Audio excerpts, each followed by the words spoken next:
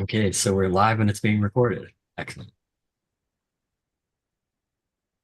Oh, we Well, need to hit OK. yeah, it'll pop up and ask if you're Okay. okay with that. But so anyways, welcome everybody to our April 24th Catalyze SV Project Advocacy Committee meeting.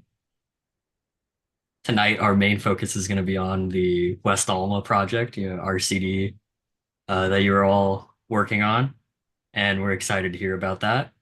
Normally, we'd start off going around and doing introductions of all the members and our presenters as well. So I think we'll just go ahead and start right with that. Uh, my name's Jake, and I am the sort of lead here at the Project Advocacy Committee, and I'll be taking us through our agenda tonight. And then Alex can introduce himself next. He's on the. Hey, I'm Alex. I'm Executive Director of Catalyze SV. And then Casey, if she's here, can go ahead and say a few words. Oh, it looks like you're muted, Casey. Sorry about that. I'm Casey Fitzpatrick. I've been a member of the Project Advocacy Committee for about a year. And I live in Los Altos, and my background is in residential architecture, construction, sustainable design, and whatnot. So very excited about helping with the review and hearing about your project. And one of my interests is definitely focused around not only sustainability, but how can we get more affordable housing here in Silicon Valley? So thanks a lot. And then if you all want to introduce yourselves on your end. Sure. My name's Gabriel Borden, project manager with Resources for Community Development, RCD, project manager for this West Alma project and a couple others in the South Bay. Nick? Everyone, Nick Granmer with RCD. I'm an associate director. Ben? Yeah. Hi, I'm Ben Trunke. I'm one of the partners with Van Meter Williams Pollock. And I think I saw Pei here also. Hi, Pei? everyone. Yeah. This is Pei. I'm working with Ben, also with WP as a project architect. I think that's all of us. All right. Well, thank you for saying that little introductions there. Looks like, yeah, we are a little light on our members tonight.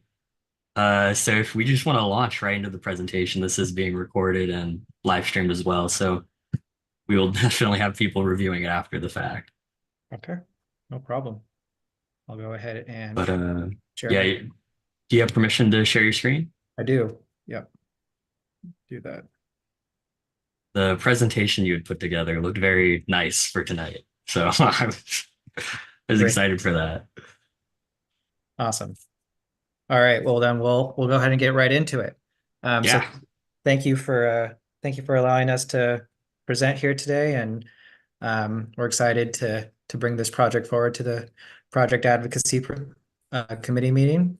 We already did some introductions, so don't have to do that here, but this is what it's going to look like for our presentation today. So we'll go into a little bit of background on RCD and Van Meter. And then after that, the structure of the presentation will go along with the scorecard that this project is being rated on today. So we'll go over zoning, vibrancy, transit, sustainability, affordability, and community, and how this project is hitting on each one of those points. And then we'll hopefully have some time at the end of Q&A for Q&A if that's what the agenda allows for. So with that, mentioned that it's myself, Nick, Ben, and Pei who are on today. I'll let Ben give a little bit of a detail on Van Meter and their work in the Bay. Okay. Yeah, thanks. Yeah, so we're a architecture and urban design firm, and we specialize, or one of our main things that we do is affordable housing in communities all over the Bay Area, South Bay, North Bay, East Bay, and in San Francisco. And we have been working with RCD for many years. I think for the last 20 years, we've been working with them. We also, one of our core values is our community engagement, sustainability, and all these making good places and good spaces are one of our core values that we have in our office. These are some examples of some buildings that have been completed. The two ones on the top left are in the South Bay. Vitalia was very recently completed, and I think that's the one that you guys visited with Fred on Bascom Avenue. Eagle Park is also in the South Bay in Mountain View, and the three other developments are with our RCD buildings, one in El Cerrito, Fairfax, and in Pittsburgh. And we also have several other things going on in the South Bay. We have a building with a firm that's down on Cooser Avenue, kind of further south. It's a pretty big building. I think it's close to 200 units down there of 100% affordable. And then, we've done some work with San Jose, the city of San Jose, with the design guidelines there, and part of our urban design work with them. So we're kind of a mix of architecture, urban design, and focusing on affordable housing and making good places for people. Summary. Perfect. Thanks, Ben. And so tagging on to that, RCD is, this is our 40th year, continuing on our mission of trying to create and preserve affordable housing for those with the fewest options in order to build community and enrich lives. So that's kind of our motto. That's our mission. This is our 40th year. We're excited. This is our portfolio overview. So since 1984, we've built over 63 communities, which have over 5,200 residents, over 2,500 apartments across 26 cities, 6 counties, all across the Bay Area. 100% of our residents are low income, and about a third of those residents have special needs of some sort. So a lot of those folks are formerly homeless. There might be formerly homeless vets, transition-aged youth. And then on top of all that residential management that we have for affordable housing, we also have about over 50,000 square feet of commercial space across these developments in the Bay. And so in 2015, we'll back up a little bit. RCD has, until about 2015, was primarily operating out of East Bay, so Berkeley, Oakland, that sort of area. And then in 2015, we began expanding to the South Bay. And we've continued the approach that we have everywhere, which is to begin our developments with strong partnerships on the ground with local government, local community organizations. We don't come in thinking that we know what's best for the community. We want to learn what the community needs and build a development that centers around what the community needs. And so some folks may be familiar with our developments that we've had thus far in the Bay, in the South Bay. And so that's Quetzal Gardens in San Jose, which we're very proud of. And we were graciously accepted an award from Catalyze SV for the community engagement that occurred there. And then even more recently, we have our single court development in Milpitas, which is right next to the Great Mall and the BART station over there, so that was recently completed. And so we're continuing on here in the South Bay, and we're rolling. And so now, and that brings us to where we're here, why we're here today with our new development proposal at 520-544 West Alma in the Willow Glen neighborhood of San Jose. So I'll let Van Meter kind of give an overview of the development idea thus far. Okay, thank you. Yeah, so the overview in terms of numbers and statistics, it's in the 91 unit realm. I mean, I think that's still in flux a little bit, with 20 studios, 24 with a mix of studios, 1 bedrooms and 3 bedrooms. And 50% of the units will be 2 bedrooms and 3 bedrooms, so the majority will be large units. It's a 5-story building. It's a 4/1, 4 stories of wood over a podium. Under the podium, there's about 65 parking spaces that includes some other areas like common spaces, offices, and as well as bike parking. We're going to get to one-to-one bike parking. We also have some amenities on a courtyard, and off of the courtyard, there's a community room, which we'll show you later, and a common kitchen and common laundry, and the management offices and supportive services as well.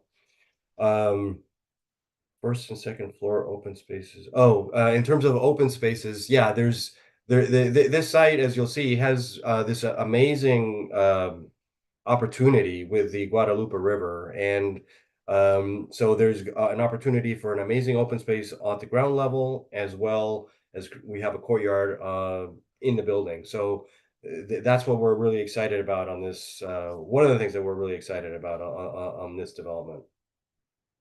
So the site, in terms of the site location, like I mentioned, you can see the Guadalupe River there and its riparian zone that's on the east side of the site. And it's a constraint in a lot of ways, but it's also an amazing opportunity.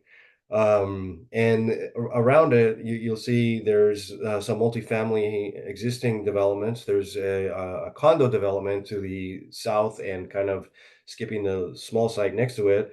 But that development, I think it has 139 units or something like that. It's 2-story. So there is multifamily here, and then right next to us, there's an apartment complex. It's I think 3 buildings, 3 very small buildings, and I think there's only about 5 units there. But this area is what would be considered a high resource area, and it's also within what the FEMA maps. It's close to the river, so it's officially classified as undetermined in terms of the flood zone, but because it's close to the river, we are raising the ground level of the building up to what some of the surrounding areas recommended in the FEMA maps is. So it's just the idiosyncrasy of the FEMA maps, how they classified this area, and that's based on the recommendation of one of the consultants on the project. All right, next slide. And then moving into the site itself, the site is divided into 2 parcels. And you'll see for a total of like 1.23 acres.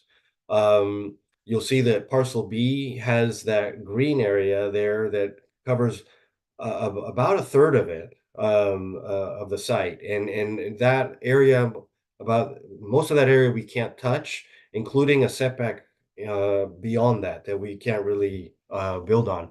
But the current existing condition of the site is completely paved. It's occupied by an abandoned building. Sorry, a bar and grill, the Agave Bar and Grill that used to be there, and it's parking lot, and I think we're definitely gonna make some improvements to the site. Next slide. And so the design approach, this is a aerial view, kind of looking with the Guadalupe River in the foreground there.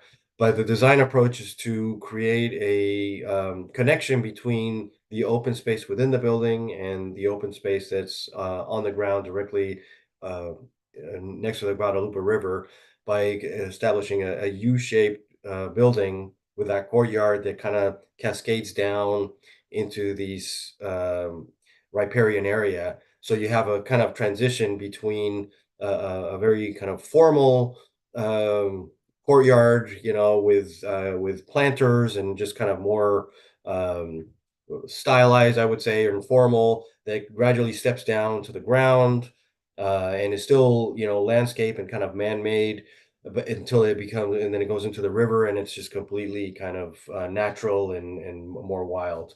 And so there's a lot of opportunities with all that whole series of transitions there. Next slide. And in terms of our massing approach from the street. We're still kind of at the beginning stages of the development and of the design, but generally our approach is to have certain moves like have a bottom, a middle, and a top, and kind of create those datum points in the building. Trying to have a recessed top floor where we can, especially to appease neighbors. It always helps. Also create transparency on the ground floor is very important, and create a sense of pedestrian uh, transparency along the street. Next slide. And this is where we are now. This is still in the beginning stages. I mean, there's a lot of things to work out. I know it looks like it's done, but it's really not. But with the articulated massing that we saw with windows on top of that, and some materials, and generally with the materials, we keep it pretty simple with between stucco and siding and using hardy board. So this is kind of generally where we're at right now in the design process. Yeah, next slide. Great, thank you, Ben. So I'll let kind of on that note of maximizing the zoning that we have in this area, I'll let Nick Cranmer kind of talk about that. Sure. Yeah, so we've been studying the site for a little while now, and we submitted a focused review application early on to the city, and got some early input on how we should approach the site, because it is inconsistent with the general plan designation the zoning is. And so they've told us that they're going to apply the RM zoning standards for planning review on the site. And then because the site is located near both the VTA and Caltrain transit or rail stops, it's eligible for unlimited density as well as additional height. And so we're proposing a density here of 80 dwelling units an acre, which is 5 times greater than is provided in the general plan under the residential neighborhood designation. And then right now we're proposing a height of around 56 to 60 feet, I believe, and we're permitted to go up to 78 feet. Great. Thank you, Nick. And so Ben was kind of some of the renderings that Ben was previously showing kind of pointed to the vibrancy that we think is going to be at play here. And so kind of going into some of the details about that, like Ben mentioned, this project will be in a TCAC high resource area, as well as the city of San Jose has its affordable housing siting policy, and this site fits in or is located in one of the city's affordable housing expansion areas. So all in all, we're located in an area that has traditionally been inaccessible for those for our residents who are low income. So this is kind of a meta amenity in of itself. And in addition to that, the other amenities we have, as Ben mentioned, is the first and second floor private open spaces, so our courtyard, and then our revitalized riparian area on the ground floor that I'll go a little bit more detail into in the next couple slides.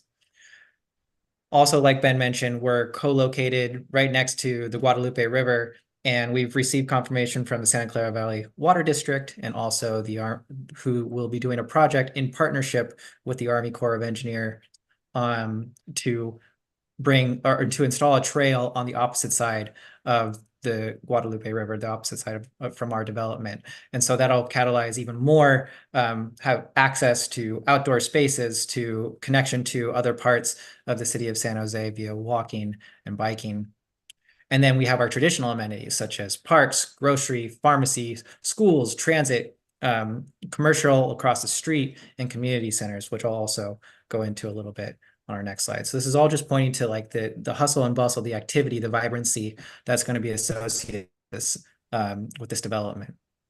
And so you can see here that our development is located smack dab in the middle of these concentric circles, and right next to us is the Tamien Caltrain and BTA light rail station. So this is within just a couple blocks away from us. So you folks will be able to walk there, which is great. And then we're also within walking distance to Kiva Park nearby.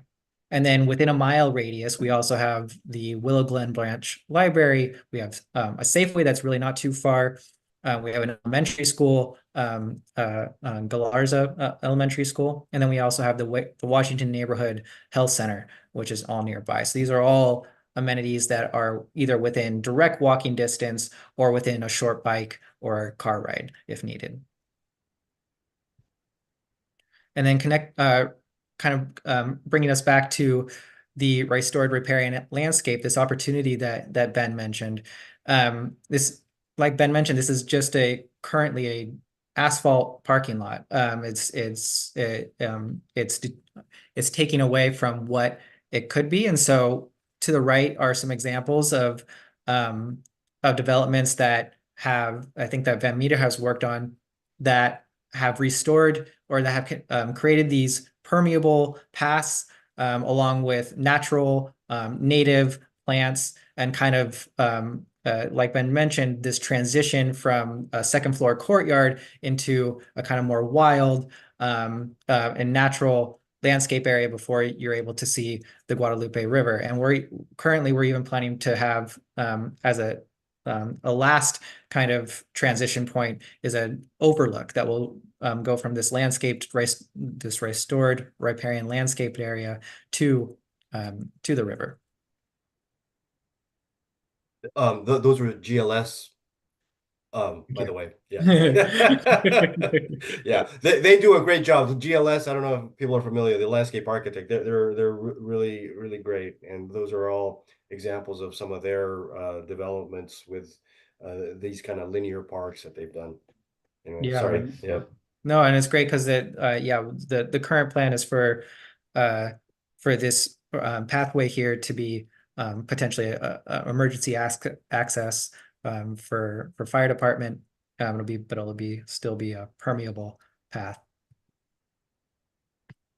And the other amenities that Ben mentioned that are also making this a really vibrant area is the second floor courtyard that we already mentioned, but also on that second floor courtyard, we're connecting to our community room that we'll also have on the second floor. So go from your community room right out to this second floor courtyard, which will also have a children's play area as well for all the families. Like Ben mentioned, there's lots of 2 and 3 bedroom apartments here, lots of families. So this children's play area will be another amenity that will be widely used. So between all these things, you can kind of see this vibrancy we're pointing to. We're having lots of folks that are going to be able to walk to nearby amenities, folks that are going to be able to take advantage of a couple of outdoor areas. Even in the courtyard area, it's going to be the way that it's currently designed is going to be less punishing when it comes to San Jose heat and the sun. So that's another amenity, another access point for people to get outside and to really be able to breathe and to walk and to enjoy the outdoor area. We're also, like I mentioned, are going to be 2 blocks away from the Tamien Caltrain Station. So this kind of points to the transit-oriented aspect of this project that was very intentional from the get-go. So folks are going to be able to walk to that Caltrain and BTA light rail station that will also have bus stops. And that makes us a really good candidate as a potential ASIC project, Affordable Housing Sustainable Communities, at the state level, potentially being able to bring BTA or Caltrain passes, depending on who we're able to partner with, along with a major transit, pedestrian, and or bike improvements that would be facilitated by a potential ASIC project. Moreover, like I mentioned, we have the Guadalupe River Trail project that will allow for more bike and walking, connecting to different parts of the city. We'll have the bike room that Ben mentioned that will have bike parking, charging, and pumps. We are not electing to go, because we're so close to transit, we're electing not to go with a 1-to-1 ratio for our vehicle parking. We have a 65 spaces, which gives us about a 0.7 ratio, not including the spaces that are going to be dedicated also to the services staff and property management staff. But we feel that this is a ratio that will work for our residents. We do feel that many of our low-income residents do need a vehicle to be able to get to some of their jobs that are not co-located directly next to transit.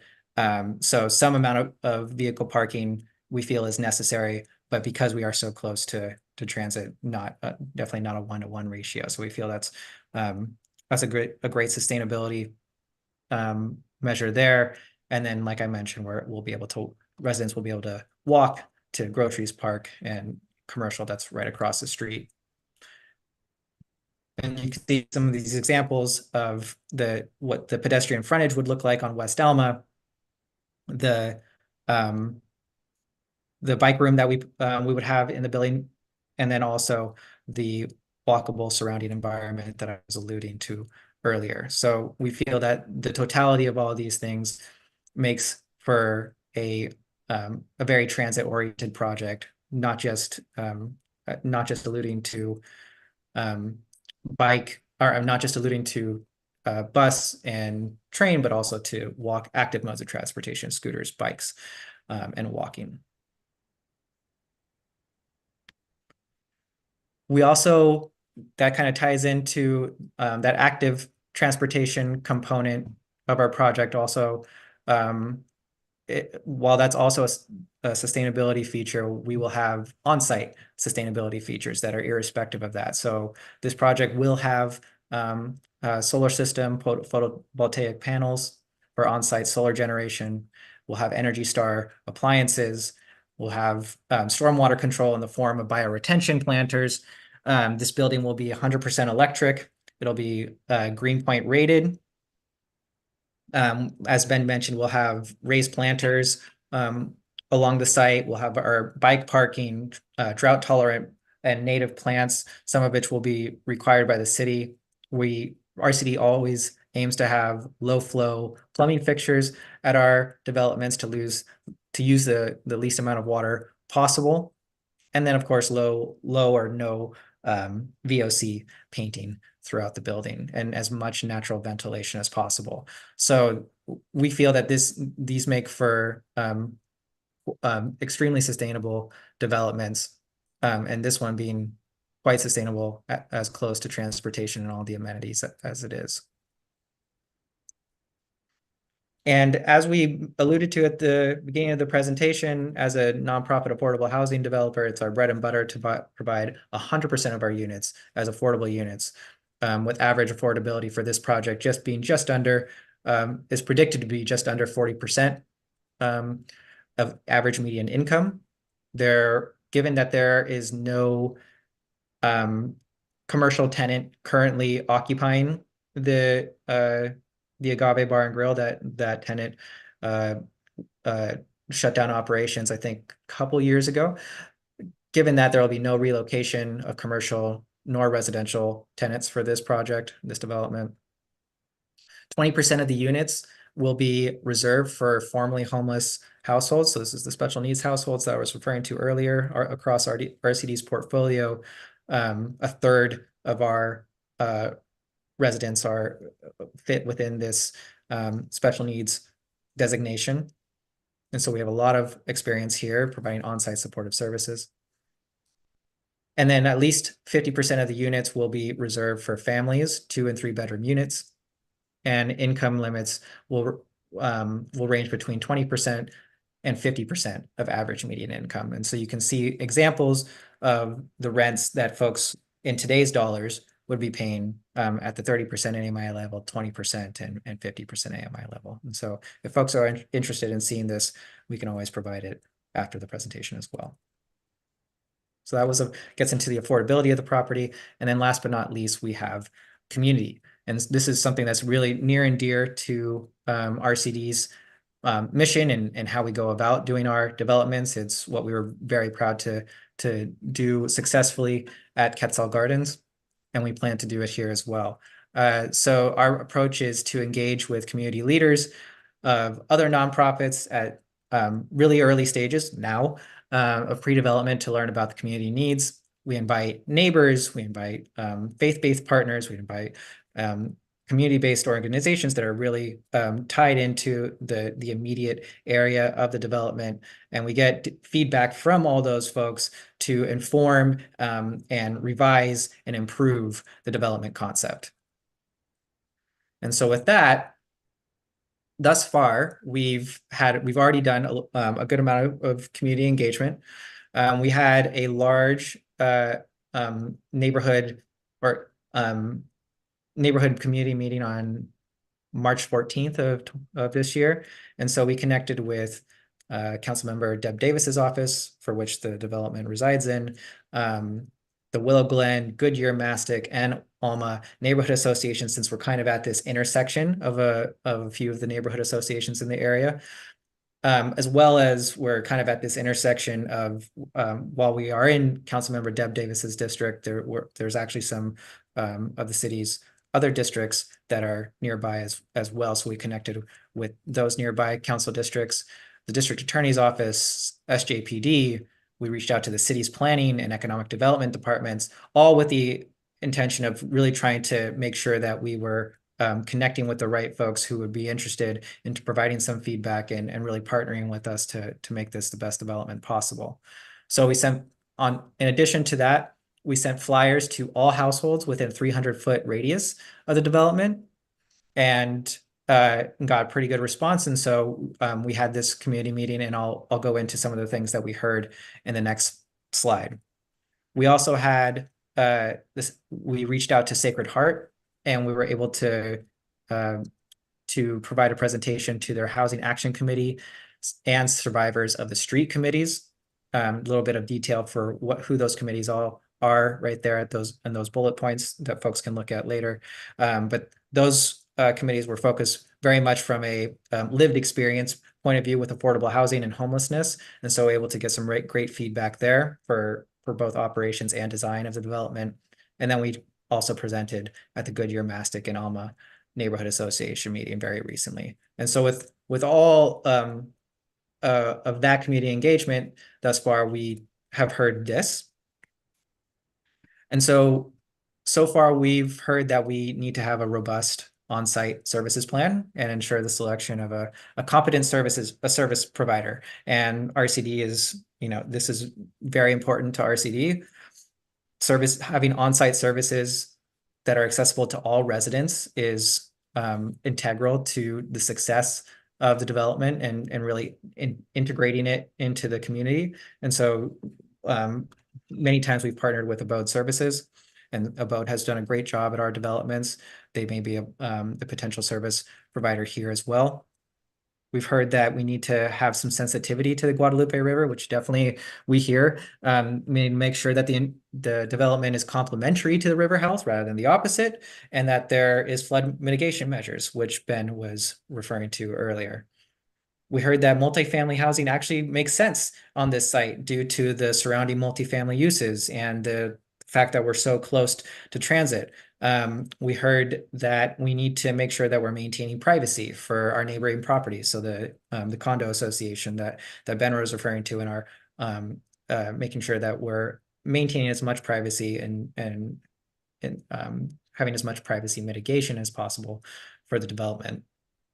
We also heard that we need to make sure that adequate parking is available to residents, and that we need to tailor our operations to client needs. So really a variety of things that came from that Sacred Heart meeting, including wider trash chutes and making sure that we, it's not just people that are coming off the streets, it's also pets that are coming off the streets, and making sure those pets are services, making sure we have wide hallways for accessibility, making sure we have accessible applications and marketing that make it so that it's not complicated for residents to be able to apply, making it as easy as possible. And I promise we're getting to the end here. and this ties into the efforts that we will have already done and that we've committed to doing. So I mentioned the community meetings that we've done, but in addition to that, we also met with Supervisor Chavez's office to bring her attention to the project and get her thoughts. And then in the future, we'll be consulting with disability advocacy organizations such as the Kelsey to make sure we receive accessibility design feedback. So that's worked really well for another project we have in San Jose, getting really specific recommendations on the design and where slight improvements can be made to make it a whole lot better for folks that have accessibility needs. So we'll be committing to doing that as well. And last but not least, before I open it up to anything else on the agenda and Q&A, is our timeline. So like Nick mentioned earlier, we submitted our preliminary planning applications to the city of San Jose from February and March of this year. We've been conducting community engagement and we'll be continuing to do that throughout to May and also beyond. We're planning on doing our formal SB 35 application submittal in early summer, as early as June, hopefully,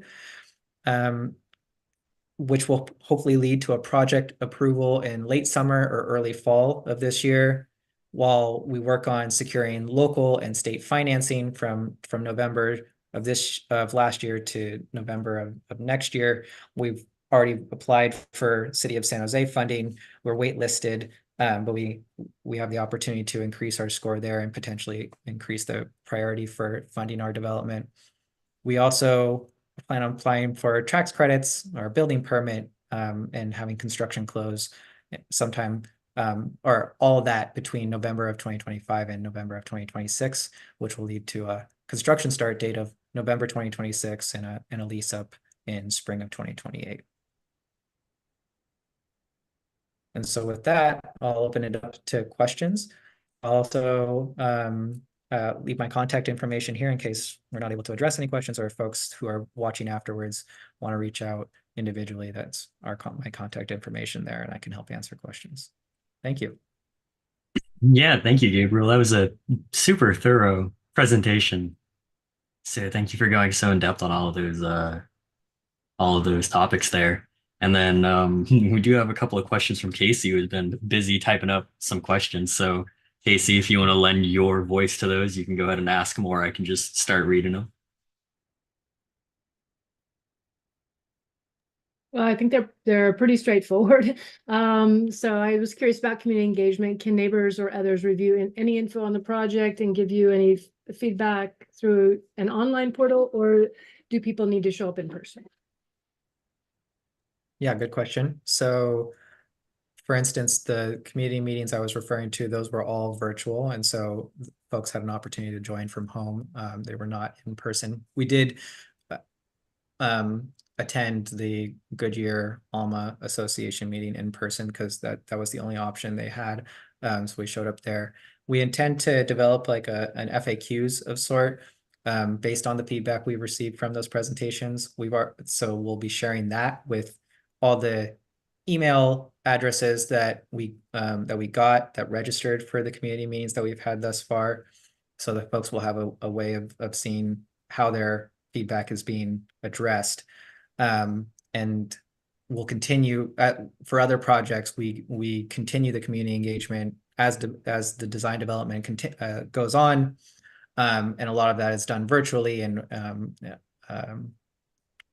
yeah, I'm trying to think if there's anything else, but yeah, we try and be as accessible as possible and make sure that folks are kept up to date. I would just add too, the invite that you sent out, Gabe, which was to like more than 200 households near the site, included your contact information, both your phone number and email. And so I think a few people have reached out to you too via email. So those residents nearby do have your contact info if they want to discuss the project too. Thanks for mentioning that. Super. Appreciate all the efforts you're making on the outreach, and the design also looks really great. A couple other questions came up for me. One is about pedestrian access. As you mentioned, the future trail on the other side of the river, how easy will it be for these residents to get to that trail? Yeah, that's maybe I can go back and see if I can find a slide that kind of orients us, but it's literally you know, you back to the site plan and kind of point to where I'm referring to. So right here on the top picture, so the ground floor riparian restored area that I was referring to is kind of turning to the left of that pole there. If you come down where the this gate is right here, or this fence, you walk down about, I don't know, 50 more feet, and the trail will be that they're planning on installing will be right there on the right side. So quite accessible. I mean, within walking distance. Okay, great. If I heard correctly, did you say the building is going to be 56 feet high? So let me try and. It sounds about right. I think we had a slide at one point Yeah. trying to keep it under 60 feet. Okay, is that for construction considerations, or why not go higher? What's your thinking around all that? Do you want to answer part of that? I mean, part of it has to do with funding, and the bigger the project you do, the more money you have to go get, right? Yeah. Kind of chime in on that. Okay. Yeah, I could chime in. Yeah, primarily it's construction costs. You know, I think local funding right now is more challenging in Santa Clara County with Measure A being drawn down. There hasn't been a lot of home sales and things like that in the city of San Jose. So local funding flowing to the city isn't as much, as well as just, you know, new construction in general has been much slower. And so really trying to just control construction costs primarily by keeping the height to like 55, 56 feet and it being type 5 over type 1.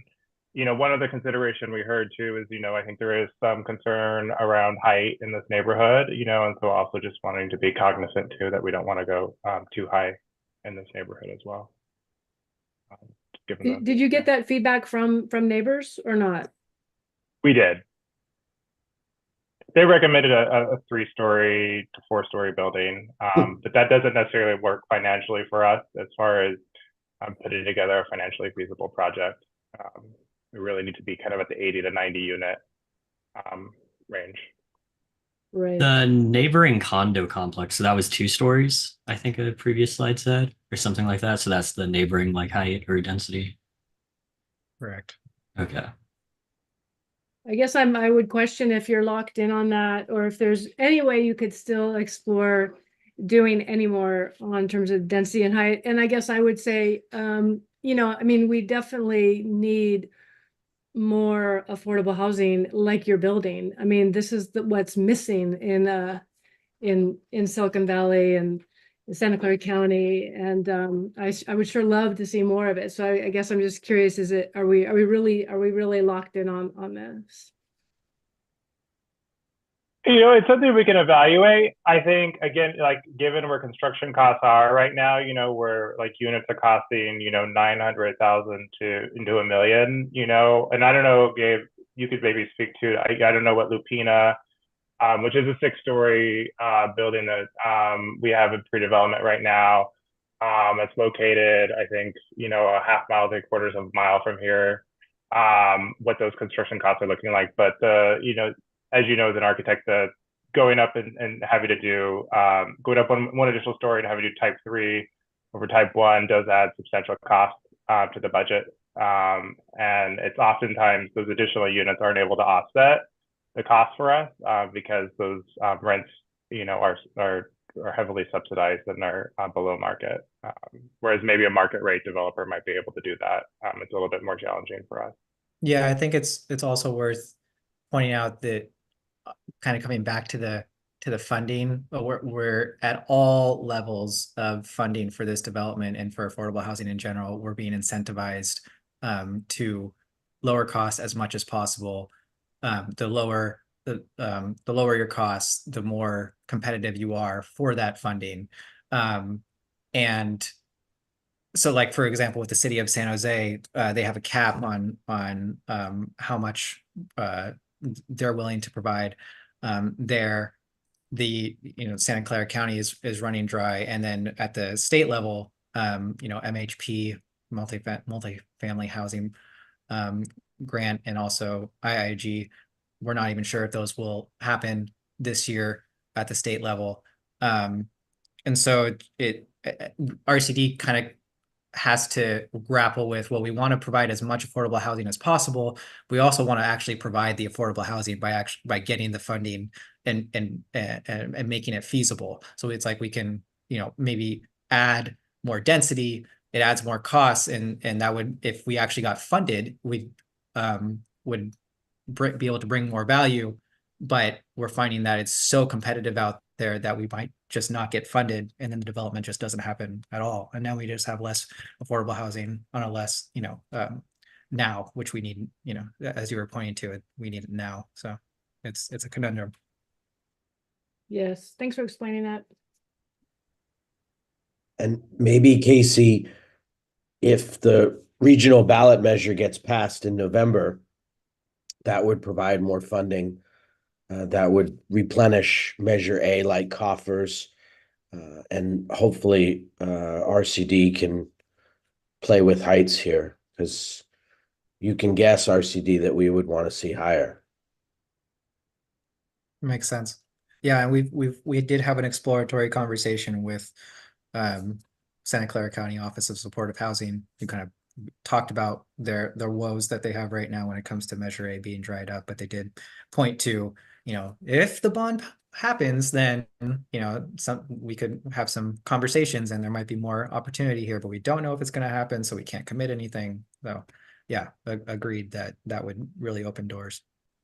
Would that still open doors for this project, or would you be too far along? Like, yeah, we think it would fit right within our timeline. Right. Yeah. Okay, super.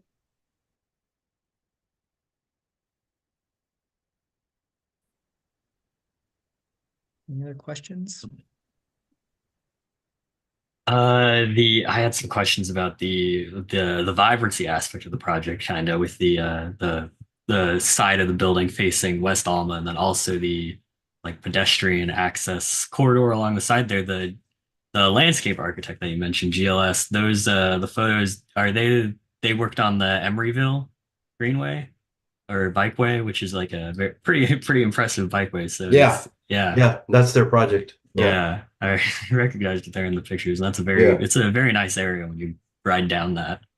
Mm-hmm. Yeah, it was like a railroad right away, I think, that they made into a linear park. And then like the kind of are the design elements from this kind of going to continue into the front facing part of the building that's facing Alma, or like what kind of landscaping does that feature? Well, I think on the street side, it's going to be more like it'll have a street sidewalk, and planters, and it'll be more sort of typical of what a street looks like, a street section. And we probably have to, I'm sure there's some street standard from the Public Works Department that we'll have to follow. So, I don't know that we'll have that kind of freedom to do all that. But in the landscape areas, I would imagine GLS would, add like a lot of variety to the plants and areas of decomposed granite, and just do some of the stuff that they're doing on the path. Okay. And then for transportation aspects, you guys mentioned pursuing either VTA passes or Caltrain passes, or what would be the deciding factor for which one you go with? Yeah, it's a great question. So that's a matter of which agency, whether it's VTA or Caltrain, has a major transit project that we can partner with them on for that ASIC grant. So we've let them know, both of those organizations know about this development. And so any project that they have within a mile radius, or that affects transit within a mile radius, it would be eligible for the grant. And so they're aware of that. Caltrain right now is developing their capital improvements program. So that'll lay out all the capital improvements they want to make over the coming years, and we'll see if they have something that might be eligible within the project area. VTA is also aware. Transit agencies right now are in a precarious situation where they're facing some transit. Obviously, we had the transit fiscal cliff where they barely got saved for a temporary period. And so I think they're all, really being cautious with how many big projects they commit to right now. But yeah, so whoever has the project that will lead to the most amount of greenhouse gas reductions within a mile radius would be the agency that we would eventually get transit passes from and for the development. Okay, thank you. And then regarding the bike parking, the bike room, we just toured the Natalia project, and they had a fairly large bike lock-up room that was pretty impressive. So this one will have charging for e-bikes, I imagine. What does that look like in this case? Yeah, I think that's a little up in the air, but we wanted to just understanding that more and more folks are have e-bikes and have like electric scooters, for example. We want to make sure that this room early on that we're planning for that. So making sure that we're having floor chargers and wall chargers at distinct areas. I don't know if Van Meter, if you guys have had some bike rooms where there's been accessibility for electric bikes and anything that you can speak to there, but that's just some early thinking that we're having. Yeah, that's a new yeah, I mean the variety of bikes these days is just kind of cargo bikes, scooters, all kinds of different systems, and we have to have a lot more kind of options in these bike rooms, not just the regular racks that the double stack racks that we typically use.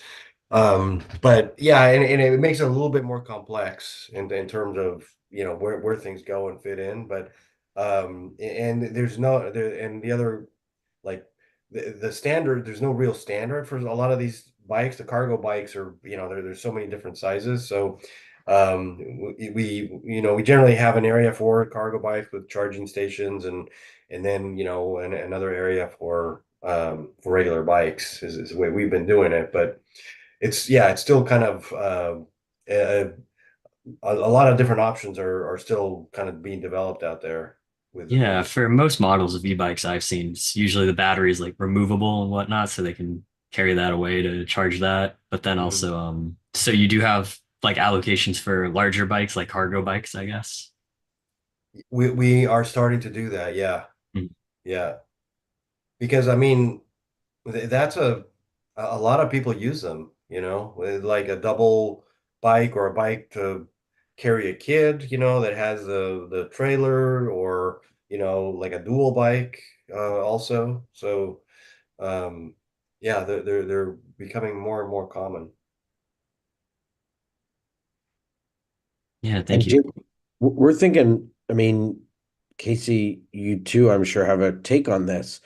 If this project is right near the trail, excuse me, there might be a lot of people biking or with bikes. Yeah, we imagine that might be the case as well. Yeah, especially if you're doing so many families. I mean, you guys probably know the clientele better, but I mean, do a lot of people that live in apartments like this, would they have bikes? I mean, it seems like a lot of people do, but they probably also depends on what the support is for them. Do they have good parking and places to use them? So this seems like a prime location for that. Yeah.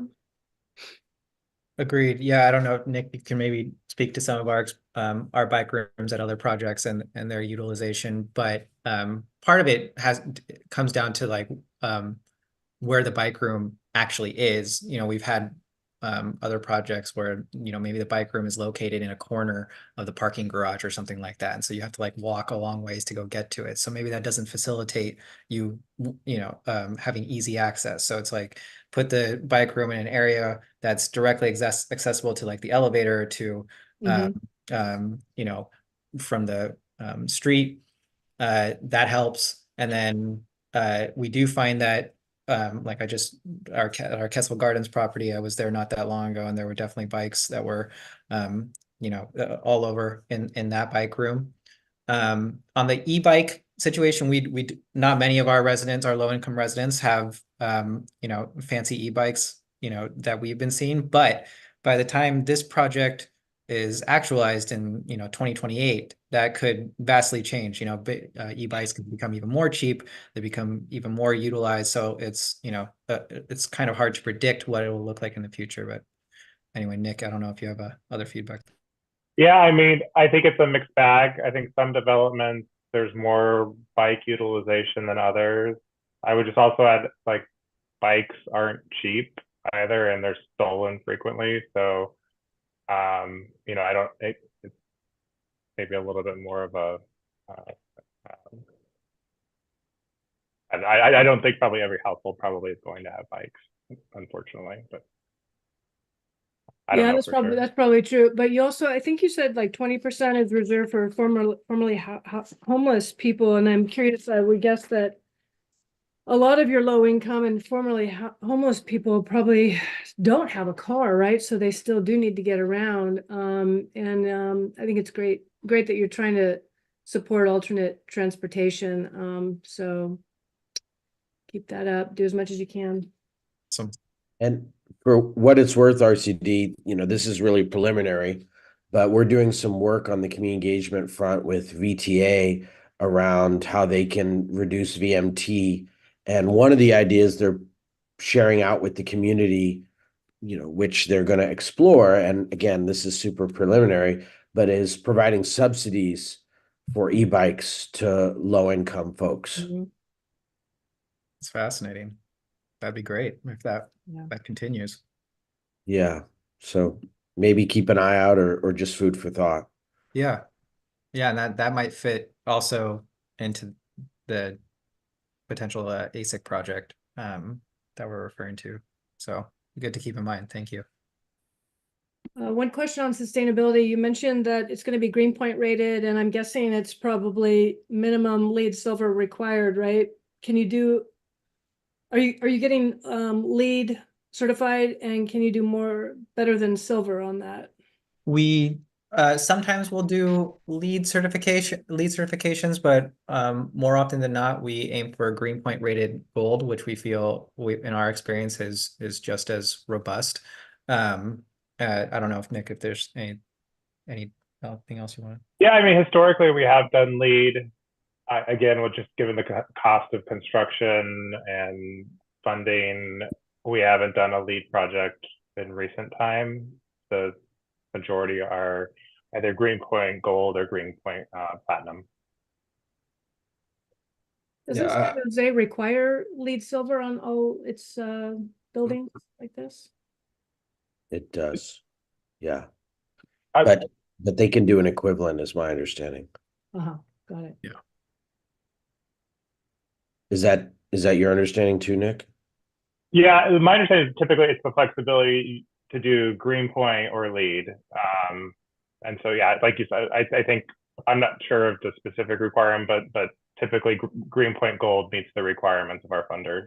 Yeah, so like our project, city, our Lupina project in the Guadalupe, Washington neighborhood, that'll be Greenpoint rated gold. That's in San Jose, and they were they signed off on utilizing that. Okay, super. And then kind of a crossover transportation sustainability question here. What's the electrical vehicle charging look like for the cars? It's a good question. So we have some of that's a lot driven by building code now. I don't know if Ben, if we have an estimate for what it would be at this site. I believe it's 10% we have to provide. And I think that's what we have. The electric vehicle charging station, and they have to be, I believe, built in. You can't just do the infrastructure. So yeah, it'll be six or seven stalls in the garage. And we would think about, potentially doing more, but again, kind of similar to the electric bike situation. A lot of our residents do not have EV vehicles at this point that we've found at majority of our properties. However, that could change from now to 2028. We could have greater adoption, potentially greater need. So it's something for us to keep our eyes on and make sure we're addressing what the future need will be. And do you know if those stalls that are going to be the electric ones, are those using like the level one charging or the level two like faster charging uh stations?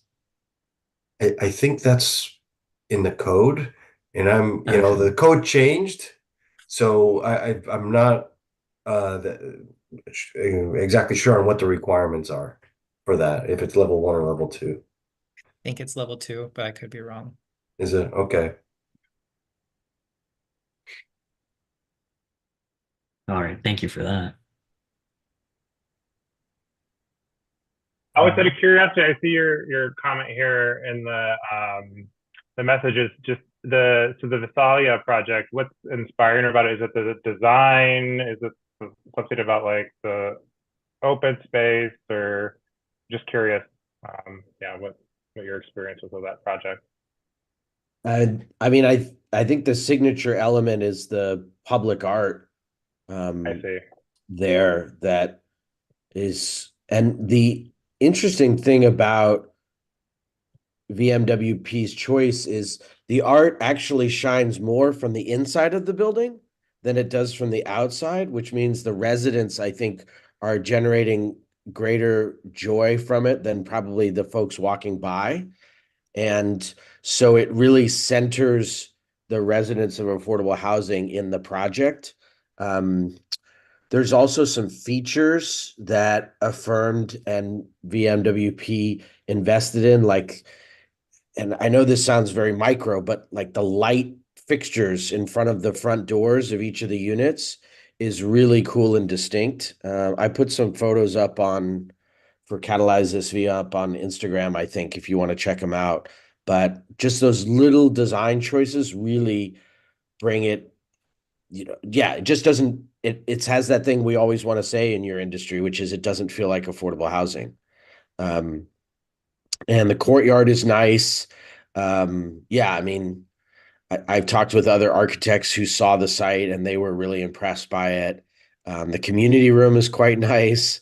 Um, they do have a vegetable garden or a community garden like you all are talking about doing. So that's an element that I always like to see and Catalyze This view members really like. So it's just an impressive project. They have these two wings of kind of the building and they're connected by a pathway in between. And sorry, Ben, if I'm stealing all your thunder Yeah. here. Yeah. No, it's okay. It's okay. You can Gabe, go to the one of the slides, or it has pictures of it. But yeah, the art definitely is the most kind of impressive thing, and it's you see it from the street. Yeah, it's in the ones. It's a small little picture. Yeah, but you kind of see it there on the top left. Yeah. But on the inside, I mean, um it's kind of the light when you're like in a cathedral, and the light comes through the glass. It's really intense, and there's a it's not like stained glass, real stained glass. It's a system where the art is sandwiched in between two panes of glass, so it's relatively affordable. And a lot of we're finding a lot of, and I think in San Jose you are required to have a certain percentage of the work dedicated to art. And so and we're trying to do that in all of our buildings and encourage that kind of discussion early on. So I think that's something to definitely consider here, to kind of have it built into the architecture and into the building. I mean, I think doing like some type of glass mural along the front of the building would be awesome. or some other thing related to the Guadalupe River. I don't know, but I mean, I think thinking about art at an early stage, I think would be really a good thing. Yeah, but we can go visit that. I mean, I'd love to take you guys down there. We have some other things going on in the South Bay too, if you guys want to go take a look at that. Do you have a budget for like art, or do you need to raise separate money for that? How does that work? Yeah, so our, budget is very much in the preliminary stage right now, very much estimate oriented. But we do typically, like for our development in the Guadalupe, Washington neighborhood, Lupina, that is coming out of the cost associated with the planned mural is coming out of the development budget. So it's all of our funding sources would help pay for it.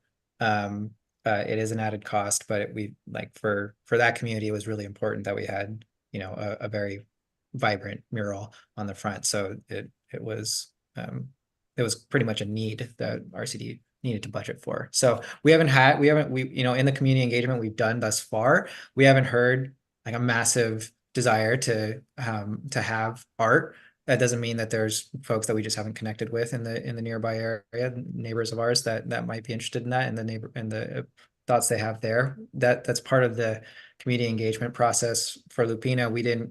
It took 2.5 years before we started to hear concepts from the community. We attended National Night Out, stuff like that, and really community events to really ask specifically like, okay, we want to do art here. What ideas do you have?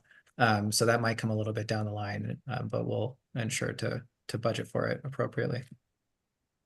Yeah, I think fairly often from our members, what we see is like something tied into our like legacy value or category is like some kind of art element that reflects like the legacy of the area or the history of the area. So I think that's another plus to the Vitalia window piece is like it's very much the timeline. It is just reflecting the history of the area. Yeah. And, I think that was one of the good qualities, Gabriel, of RCD's community engagement with Quetzal Gardens, is my understanding the project got a lot better because it really was really responsive to the community when it comes to vibrancy. And when we toured it as an organization with our stakeholders, and we saw the cool rooftop, we saw the playground area, we saw the colors inside the courtyard. And I think it'll be good to see more of those elements infused in this project as well. Makes sense. Yeah. No, we're proud of what we did at Quetzal, and that photo doesn't even show the large mural that's up on that left side of the building now, which is gorgeous, and that there's one on the inside of the building for the residence view at the courtyard. So yeah, want to continue to replicate that where we can on this property. And it's so cool, Gabriel, that you brought Ben and the architecture firm in, because it really enhances the conversation to have that presentation and for us to know that who the architecture firm is and some of their body of work. And so I'm really grateful to y'all for that. Great. Cool. Happy to be here. Any other questions from y'all? Jake and Casey, do you think you have everything you need to be able to score the project? Yeah, I think I do. It's been a great presentation and a great project so far. So thanks so much for coming here to talk to us and for the work you're doing. Yeah, thank you for taking your time to come and present this. It was again, the presentation was very thorough and they were very thoughtful to consider all the categories that we score by. Great. I'm glad you all appreciated it. Thank you for having us. Yeah, thank you. And then I think if we're good on our information here for the scoring process, then I think safe to say you guys can sign off and maybe go grab some dinner and we can go enter into scoring. Okay. Good. All right. Well, thank you all. Appreciate it. Yeah, Thank thanks you. so much. Yeah, thank you for stopping by. Take care. Thanks, Bye. y'all. Take care. Bye.